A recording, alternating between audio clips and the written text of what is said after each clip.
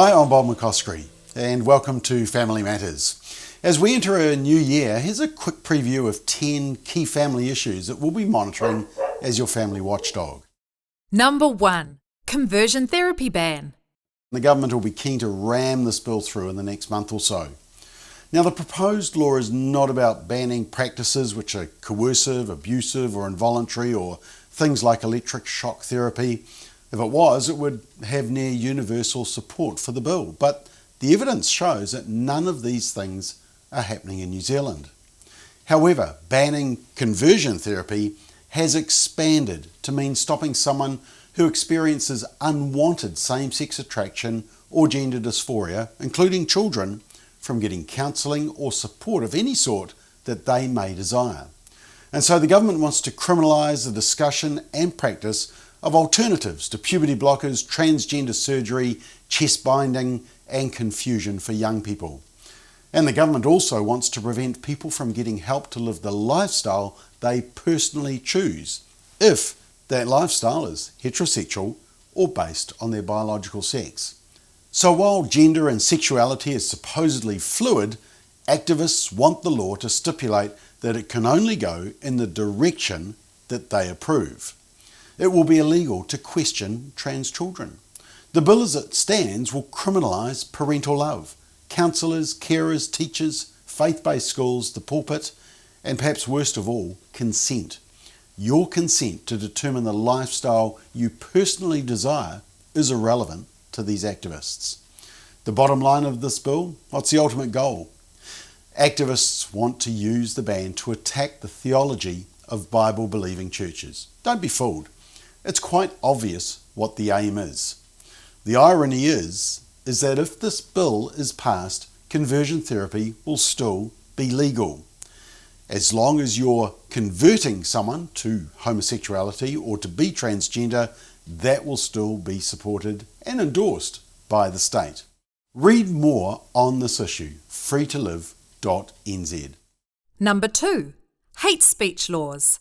Last year, the government released its plan for laws governing hate speech, and Prime Minister Jacinda Ardern identified the threshold between reasonable criticism and hate speech as it's kind of examples when you see it, you know it. When you see it, you know it. In other words, you may not know until afterwards that you've broken the law, depending on who gets upset. And what constitutes hate? Who decides harm? The government? Unfortunately, to complicate matters even further, being offended is almost becoming a career option. And those who are easily triggered by offence tend to automatically presume hateful motives where none exist. It may just be that people have a different opinion to you. And once again, as with the conversion therapy ban, traditional beliefs, Judeo-Christian teachings about human sexuality and identity, which have been held by the majority of humankind across diverse cultures for thousands of years, are now construed as hateful by the LGBT community. Views on traditional marriage, that only women give birth, and that gender is revealed at birth and not a matter of personal choice, are now called hate speech. Political activists and special interest groups will miss the important distinction between hate speech and merely speech they hate. And they'll end up using such laws as tools of political intimidation to punish opponents and shut down debate in the marketplace of ideas. Speak up on this issue before you lose the ability to speak. Go to hatespeech.nz to learn more. Number 3. Vaccine mandates. You know, we've been quite clear on this issue right from the start. We support the use of vaccinations in principle, but we are anti-mandate. As part of our response, we've promoted rapid antigen testing as an alternative to vaccination and as part of an overall package of appropriate health measures. Now, the government is slowly but surely coming around to acknowledge what we've been saying for the past couple of months, that rapid antigen testing is an important tool in the fight against COVID. In fact, with what we now know about the Omicron strain, the effectiveness of vaccines, the importance of testing, and the likely impact on workplaces throughout New Zealand, employers are now crying out for workers, and they're also crying out for rapid antigen tests for both the unvaccinated and the vaccinated. So our petition of 87,000 plus New Zealanders is being presented to Parliament this month, and we also have a hearing scheduled in the Wellington High Court later this month seeking a judicial review of the vaccine mandate as it relates, firstly, to places of worship. We believe it's time to ditch the divisive no jab, no job policy and allow for the use of COVID rapid antigen testing as an alternative for unvaccinated Kiwis to access workplaces, schools, marae, large gatherings and places of worship. Let's get the country working together again in a unified way as we battle the challenges of COVID-19 and Omicron. Number 4, New Zealand's extreme abortion law. This new law was voted in at the beginning of 2020 while the world and its leaders were focused on the new COVID pandemic, which was shocking and scaring us all. And it was accompanied, remember, by lockdowns to protect vulnerable people. But at the exact same time, our politicians were working overtime to liberalise the law around killing the unborn child. The sheer hypocrisy was there for all to see. And this new law gives the unborn baby the same status as an appendix, gallbladder or tonsils. It's just something that can be removed, with no right to life. Once again, it's ironic that the politicians who voted for this new extreme law all enjoyed their right to life. Make no mistake, the new law also allows for late-term abortions for any reason up to birth. Previously, it was only allowed in exceptional circumstances. There's no explicit duty in the legislation to provide care for a child who survives an abortion. And remember, the intent of this procedure is to end the child's life. There's no parental notification for teen abortions. Politicians want to keep parents in the dark. There's no explicit law against sex selection abortions. There's the removal of the previous 20-week time limit for disability abortions. And freedom of conscience rights for health practitioners have been watered down. The latest statistics show 13,246 abortions were performed in New Zealand, up from 12,857 in the previous year. 18.6% of known pregnancies end in an abortion, up from 17.7% the previous year. 36%, that's 1/3, were a second or more abortion. In fact, more than 500 were on to their third or more abortion. And most disturbingly, as we warned, there has been a 45% increase in late-term abortions. Now you can read more about this on our updated website, chooselife.nz. We'll continue to monitor this issue, especially with significant developments happening around abortion laws in the US. We will never lose sight of speaking up for and protecting the rights of the unborn child. Number 5, euthanasia. The 7th of November 2021 was a sad day in New Zealand's history. It was a day when euthanasia and assisted suicide became officially legal in New Zealand. The new law relies on a diagnosis that a person suffers from a terminal illness which is likely to end their life within 6 months. But any doctor will tell you that both the diagnosis and the prognosis, how long you've got, can be uncertain. Many will also request assisted suicide because of coercion, either internally or from relatives, or concerns around costs of treatment. Others will be struggling and even depressed, not surprisingly, because of a terminal illness prognosis, and actually just need appropriate support. Doctors are only required to do their best to ensure that a person is free from pressure. It's an extremely low legal threshold. And moreover, the law fails to outline any process for ensuring that patients are free from coercion. You know, legalised means normalised. It's no longer illegal and off the table. Euthanasia is an actual legal and approved option now. And this law now means that vulnerable people facing a terminal illness will be saying to themselves, why should I not be accessing euthanasia? You know, don't give your loved ones the opportunity to even think they need to ask that question. Patients have a fundamental human right to receive the very best palliative care, love and support that we can give to alleviate what they may be naturally scared of, and to be surrounded and supported by loved ones. Now we'll be closely monitoring this new law also, and already there are some disturbing trends. But read more on our website. Go to protect.org.nz. Number 6, 3 strikes law. The government has announced that it's going to scrap what we call the three strikes law, and it will be coming up for its second reading very soon. Now, this law gives clear consequences for repeat serious offenders. The key reason for three strikes law being introduced in the first place and receiving public support was widespread community outrage at serious violent or sexual offenders repeatedly getting parole and going on to commit more serious crimes with more victims. There was also concern about light sentences, which were out of kilter with the community's views.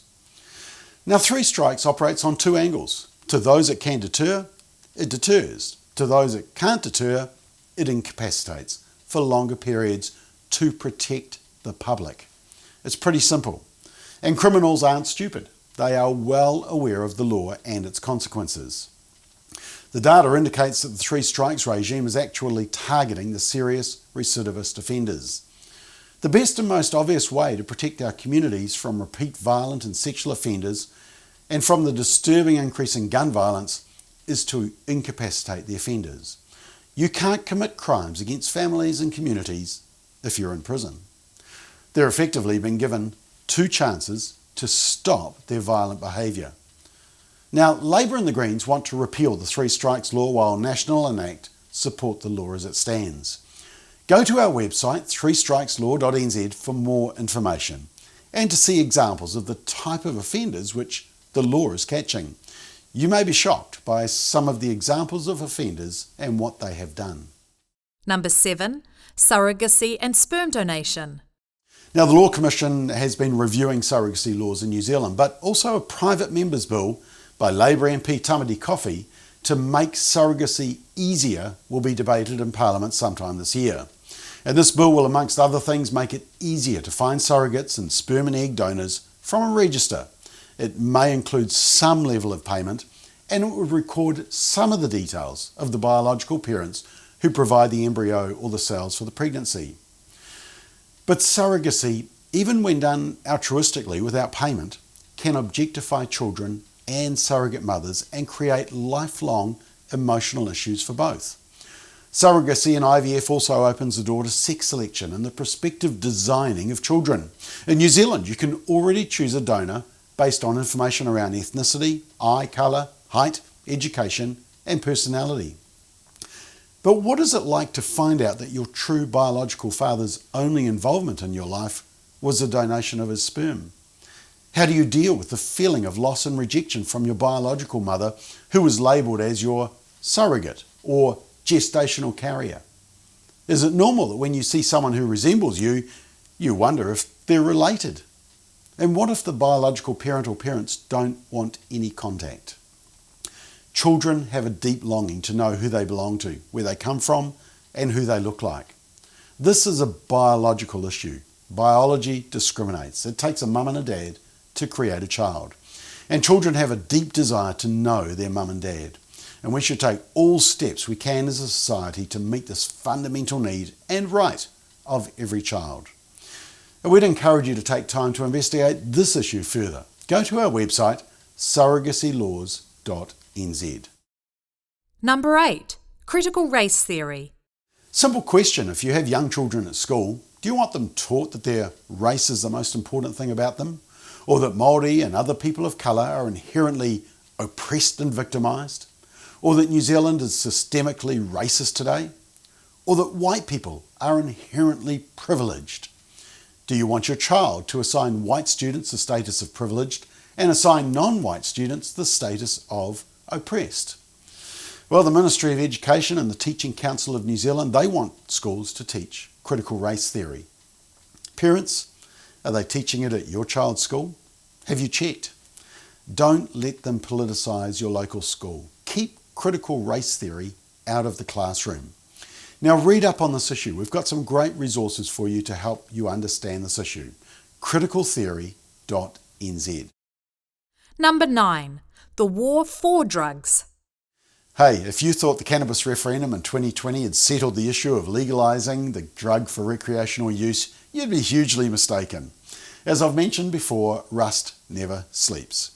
Drug campaigner and ex-Prime Minister Helen Clark, before the referendum, even admitted that if her side were to lose, which they did, there would be other ways to force the issue. The war for drugs ain't over, but we're definitely not giving up either. Keep an eye on our website, saynope2dope.nz. Number 10. Gender confusion. Many young people today are wondering if they were born in the wrong body, and transgender activists are pushing an agenda that insists the body should be remade to conform with feelings. As such, the transgender trend spreads a confusing message to all kids, including those who struggle to accept their sex. Primary age students are now being targeted with the confusing and dangerous message that changing sex is as easy as changing clothes. Girls are discovering that biological boys have access to their changing rooms. And the curriculum states that parents are able to be kept in the dark when their child has decided to identify as transgender during the school day. But it seems very evident that the majority of New Zealanders are becoming increasingly uncomfortable with this curriculum and agenda in schools. At the very least, parents should be given the option of whether their child is exposed to this ideology. It's also time that the Education and Health Ministries placed priority on scientific evidence and sound medical practice, rather than bowing to special interest groups pushing a radical agenda. Biology is not bigotry. Go to our website familyfirstnz and click on the tab Research and Issues. You'll find a number of reports and resources under sexuality and gender education. And a bonus one, cancelling Family First. Well, last year the government took Family First to the Supreme Court, the highest court in New Zealand, to appeal the recent Court of Appeal decision which upheld Family First as a charitable organisation. Now, this all began way back in 2013 as a consequence of our voice in the same-sex marriage debate. And we're currently awaiting the judgment of the 5 Supreme Court judges, and the case was heard 7 months ago. As we've previously stated, this case is not just about Family First. It's actually about the freedom of speech, belief and association in New Zealand. The attempt by the government to deregister Family First is actually a watershed event for the whole country. We've fought this because of the threat it places not just on us, but also on other charities and churches who hold what would be called conservative and traditional viewpoints, and our collective freedom to speak on behalf of our supporters in a civil society. It's unlikely that Family First will ever find itself defending any issue of greater importance. And you can be sure that you'll be one of the first to know when the judgment decision arrives. Whew, there's our top 10 key issues, but there's plenty of others that we'll be monitoring also. It's going to be a busy year. Thank you for standing with us as we stand for families.